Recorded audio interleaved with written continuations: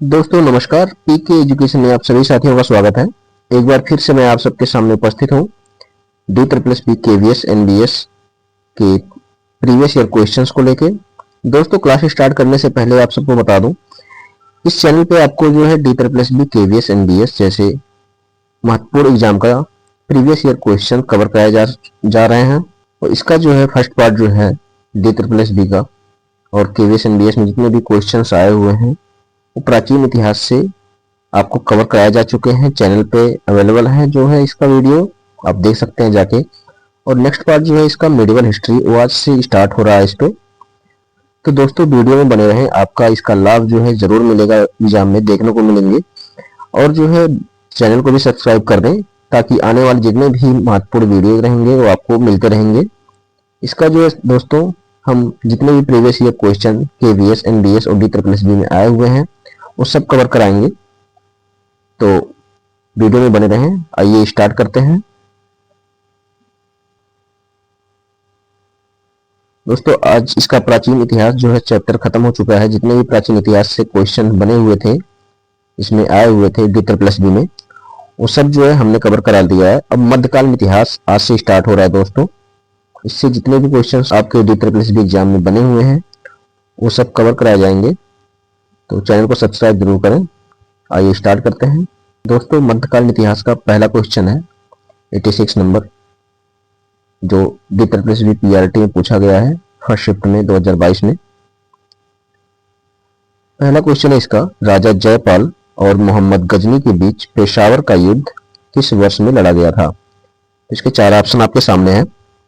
पहला ऑप्शन है 1512 में, दूसरा ऑप्शन है 1001 में, और तीसरा ऑप्शन है 1758 में, चौथा ऑप्शन है 1205। 86 का आंसर जो हो जाएगा आपका ऑप्शन नंबर बी 1001 में।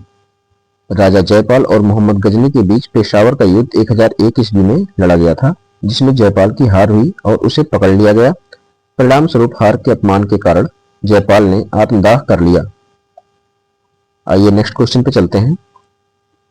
क्वेश्चन नंबर 87, तराइन का प्रथम युद्ध मोहम्मद गौरी और निम्नलिखित में से किस भारतीय राजा के बीच लड़ा गया था?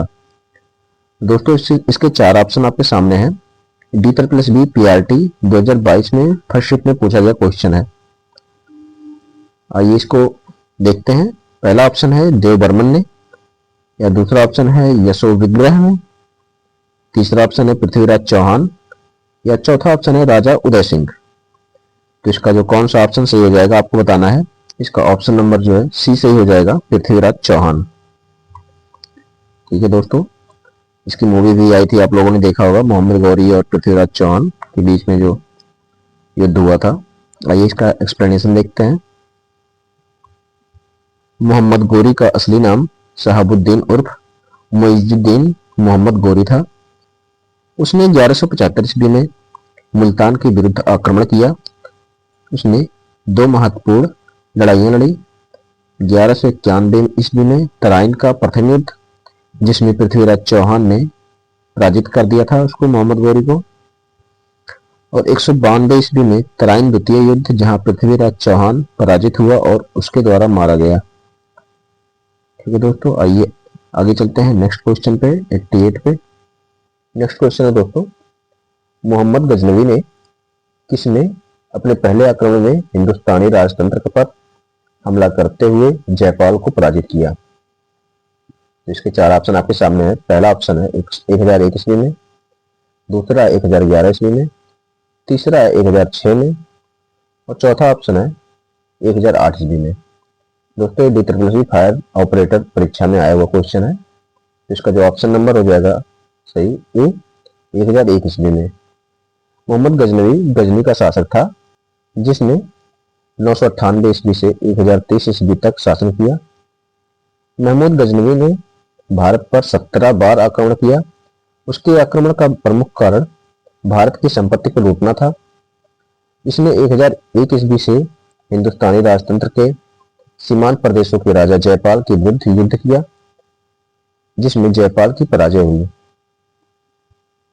आइए आगे चलते हैं 89 नंबर पे।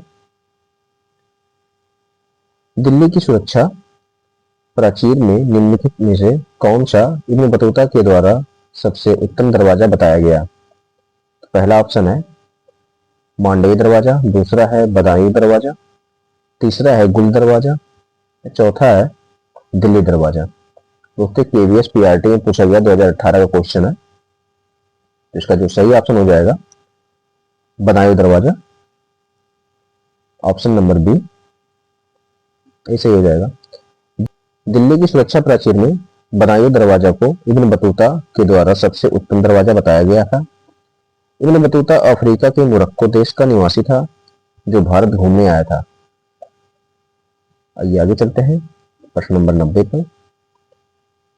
दिल्ली सल्तनत के वंशों को कालानुक्रमिक क्रम में व्यवस्थित करें। चार ऑप्शन आपके सामने हैं। तुगलक वंश, गुलाम वंश, खिलजी वंश, लोधी वंश। तो इसको जो है दोस्तों कालानुक्रम क्रम में व्यवस्थित करना है। दोस्तों तुगलक वंश जो है 1320 से 1414 था, 1320 से 1414। गुलाम वंश जो है दोस्तों 1206 से 1290 था। लोधी वंश जो है दोस्तों 1451 से 1526 था। और दोस्तों खिलजी वंश जो है 1290 से 1320 था। ठीक है, तो दोस्तों इसका जो है आपका ऑप्शन नंबर ए में दिख रहा है 2 3 1 4। ठीक है, ऑप्शन नंबर ए से हो जाएगा आपका। आइए आगे चलते हैं। प्रश्न नंबर 91 है दोस्तों, दिल्ली के हौज खास क्षेत्र में चौर मीनार किसके द्वारा बनवाई गई? तो इसके चार ऑप्शन आपके सामने हैं। पहला है अलाउद्दीन खिलजी, दूसरा है औरंगजेब, तीसरा है फिरोज शाह तुगलक, या चौथा है अकबर।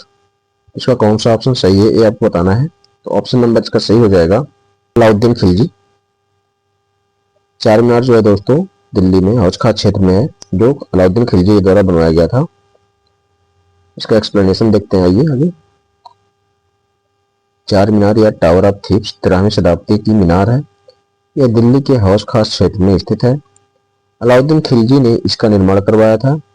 चोरी करने वालों को सजा देने के लिए इस मीनार का इस्तेमाल किया जाता था। ठीक है दोस्तों, आइए आगे चलते हैं 92 क्वेश्चन पे। निम्नलिखित में से कौन से वे दो राजवंश थे जो खिलजी वंश से पहले थे? तो आपको बताना है दोस्तों। इसके चार ऑप्शन आपके सामने हैं। पहला है गुलाम एवं लोधी वंश, दूसरा है सैयद एवं लोधी वंश, गुलाम एवं तुगलक वंश और तुगलक एवं लोधी वंश। तो इसका जो ऑप्शन नंबर हो जाएगा दोस्तों इनमें से कोई नहीं होगा दोस्तों। ये वेलफेयर ऑफिसर परीक्षा में पूछा गया क्वेश्चन था। ये ऑप्शन जो है गलत है। इसके एक्सप्लेनेशन में आपको क्लियर हो जाएगा सब चीजें। दिल्ली सल्तनत की स्थापना 1206 ईस्वी में हुई। दिल्ली सल्तनत इस्लाम को मानने वाले संतों, विद्वानों, साहित्यकारों और शासकों की शरण स्थली थी। दिल्ली सल्तनत पर 5 वंशों का शासन रहा। पहला है गुलाम वंश, दूसरा है खिलजी वंश और तीसरा है तुगलक वंश और चौथा है सैयद वंश, पांचवा है लोधी वंश। ठीक है दोस्तों, आइए आगे चलते हैं 93 क्वेश्चन पे। खिलजी वंश के ठीक बाद दिल्ली पर किस वंश का शासन था? तो इसका जो ऑप्शन नंबर हो जाएगा सही तुगलक वंश।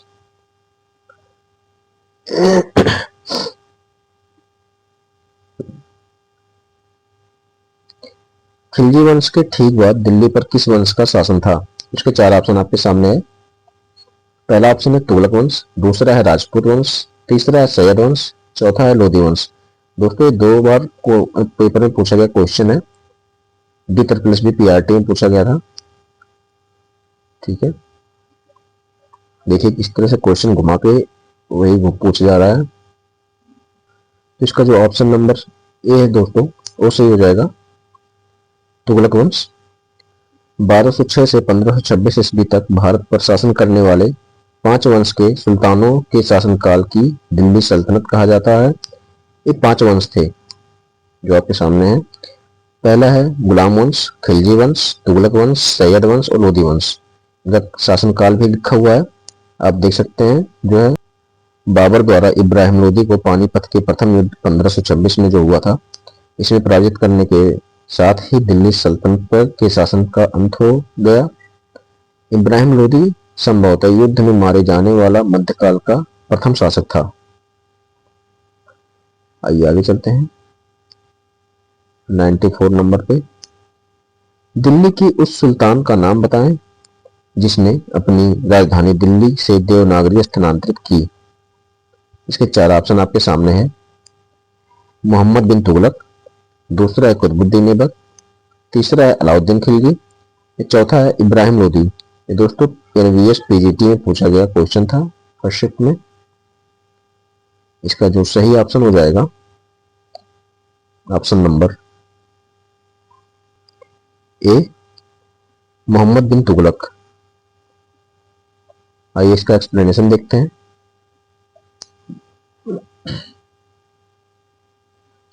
दिल्ली के सुल्तान मोहम्मद बिन तुगलक 1325 से 1351 ईस्वी तक इनका शासन जो रहा। 1327 ईस्वी में दिल्ली से अपनी राजधानी देवनागरी स्थानांतरित किया तथा देवगिरी का नाम बदलकर दौलताबाद रखा। मोहम्मद बिन तुगलक का मूल नाम जौना खां था तथा उसने उलगू खां की उपाधि धारण की थी। इसी के शासनकाल में मोरक्को का यात्री इब्न बतूता 1333 ईस्वी में भारत आया था तथा रहला नामक पुस्तक की रचना की थी। मोहम्मद बिन तुगलक ने कृषि की उन्नति के लिए अमीर कोही या दीवाने अमीर कोही नामक विभाग की स्थापना की थी। दोस्तों ये 95 पे चलते हैं।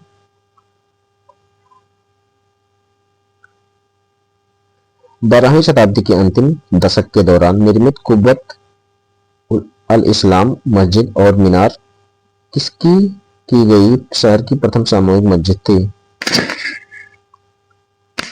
ढाका के सुल्तान पहला ऑप्शन है, या दूसरा ऑप्शन है दिल्ली के सुल्तान, तीसरा ऑप्शन है लाहौर के सुल्तान, या चौथा ऑप्शन है अफगानिस्तान के सुल्तान। दोस्तों एनवीएस पीजीटी का क्वेश्चन है, फर्स्ट शिफ्ट में आया गया था।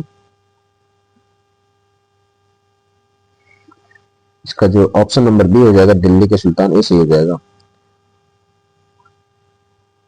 इसका एक्सप्लेनेशन देखते हैं। 12वीं शताब्दी के अंतिम दशक में दिल्ली के सुल्तान कुतुबुद्दीन ऐबक, जिसका शासनकाल 1206 से 1210 ईस्वी तक रहा, इसने कुव्वत उल इस्लाम मस्जिद का निर्माण करवाया था।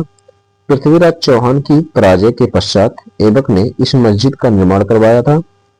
यह भारत में निर्मित पहली तुर्क मस्जिद थी। इस मस्जिद की सर्वोत्कृष्ट विशेषता इसकी मकसूरा एवं इसके साथ जुड़ा किबला जीवान है। आइए 96 पे चलते हैं। नेक्स्ट क्वेश्चन, अलाउद्दीन के शाही दरबार को इस महान कवि ने नवाजा। इसके 4 ऑप्शन आपके सामने है। पहला ऑप्शन है फिरदौसी, दूसरा है उमर खयाम, तीसरा ऑप्शन है अमीर खुसरो, या चौथा ऑप्शन है इब्न बतूता। ये D++ फॉरेस्ट गार्ड में पूछा गया क्वेश्चन है दोस्तों। इसका ऑप्शन नंबर सी हो जाएगा सही, अमीर खुसरो। इसका एक्सप्लेनेशन देखते हैं। हिंदी खड़ी बोली के जनक तथा प्रसिद्ध शायर, गायक एवं साहित्यकार अमीर खुसरो अलाउद्दीन खिलजी के शाही दरबार के महान कवि थे। इन्होंने अलाउद्दीन सहित 7 सुल्तानों का शासन देखा था। आइए 96 से 97 पे चलते हैं। नेक्स्ट क्वेश्चन जो है, भारतीय उपमहाद्वीप की पहली महिला मुस्लिम शासक कौन थी? इसके 4 ऑप्शन आपके सामने हैं। पहला है चांद बीबी, दूसरा है जेबुन निसा, तीसरा है जहां आरा, या चौथा है राजिया सुल्तान। तो इसका जो है D++ पीआरटी में पूछा गया क्वेश्चन है दोस्तों 2022 में सेकंड शिफ्ट में। इसका ऑप्शन जो हो जाएगा आपका रजिया सुल्तान। भारतीय उपमहाद्वीप की पहली महिला शासिका थी रजिया सुल्तान। दोस्तों रजिया सुल्तान भारत की पहली और आखिरी मुस्लिम महिला शासिका थी और उसने 1236 ईस्वी से 1240 ईस्वी के मध्य दिल्ली पर शासन किया था। रजिया सुल्तान गुलाम वंश के शासक इल्तुतमिश की पुत्री थी। दोस्तों गाना आपने सुना ना, रजिया गुंडों में फंस गई। वो इन्हीं पे बना हुआ है। आइए नेक्स्ट चलते हैं 98 पे। भारत में प्रसिद्ध गोल गुंबद कहाँ स्थित है? इसका जो चार ऑप्शन आपके सामने है, पहला है चित्तौड़गढ़, दूसरा है औरंगाबाद, तीसरा है अजमेर और चौथा है बीजापुर। एक DSSB PRT में पूछा गया क्वेश्चन है दोस्तों 2022 में, थर्ड शिफ्ट। इसका जो ऑप्शन है आपको बताना है, इसका ऑप्शन नंबर जो हो जाएगा सही डी हो जाएगा दोस्तों, बीजापुर। आइए इसका एक्सप्लेनेशन देखते हैं आगे।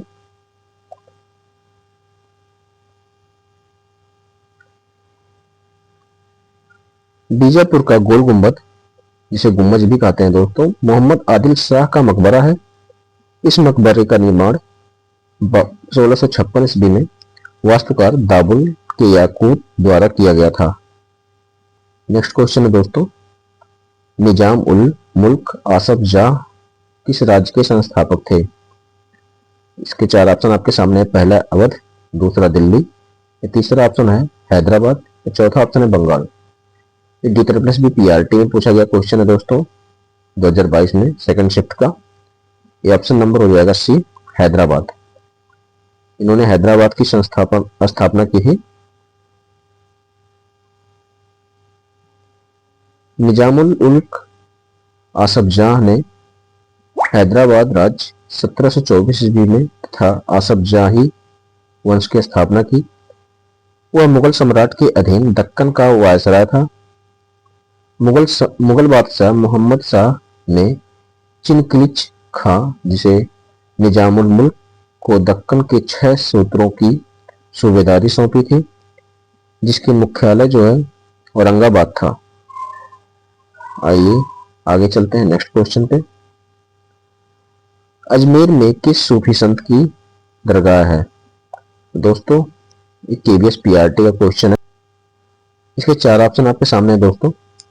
पहला ऑप्शन है सलीम चिश्ती, दूसरा है मोइनुद्दीन चिश्ती, तीसरा है बाबा फरीद, चौथा ऑप्शन है हजरत निजामुद्दीन। तो इसका कौन सा ऑप्शन सही होगा ये आपको बताना है। इसका ऑप्शन नंबर बी सही हो जाएगा, मोइनुद्दीन चिश्ती। अजमेर में सूफी संत का दरगाह है। अजमेर में सूफी संत रवाजा मोइनुद्दीन चिश्ती की दरगाह है। यह भारत में चिश्ती संप्रदाय के संस्थापक थे। इन्होंने ईश्वर के साथ एकात्मकता पर जोर दिया। चिश्ती संप्रदाय भारत में सबसे लोकप्रिय इस्लामिक संप्रदाय है। ठीक है दोस्तों आज के लिए बस इतना ही। मिलते हैं नेक्स्ट वीडियो में। तो वीडियो में बने रहने के लिए बहुत बहुत धन्यवाद दोस्तों। सब्सक्राइब जरूर कर दें चैनल को, ताकि आपको आने वाले महत्वपूर्ण वीडियोज मिलते रहें।